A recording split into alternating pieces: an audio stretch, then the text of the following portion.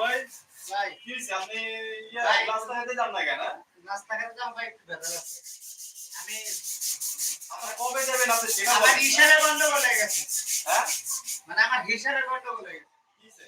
মানে টাকা এইটার মানে খরচ করছি। হ্যাঁ। হ্যাঁ আমার টাকা তুমি হেডিং দিন পরে দিন। আমি এটা রেডি করছি। যদি ক্লাস থাকলে চলে যাবো। হ্যাঁ। কারণ হ্যাঁ আমার টাকা দিতেছে না মাল কি কয়? হ্যাঁ পারে আর ২ দিন পরে। আমার কাছে পুরো দিকে টাকা আইতেছে। মানে আর ২,০০০ টাকা লাগে। এখন মানে কি করবেন আপনি কবে যাবেন তাহলে সেটা বলেন আমার লগে আমি তো বাসায় ঢুকতে পারতেছি না আমার লগে আরো হচ্ছে, টেনশন আবহাওয়া ছিল না। কালকে মানে এসে আপনি আপনার কাছে সত্য কথা বলুন।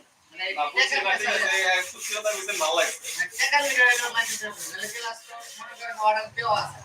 গেলে এখন এই টাকা দিব কবে তো আজকাল যে দেওয়ার কথা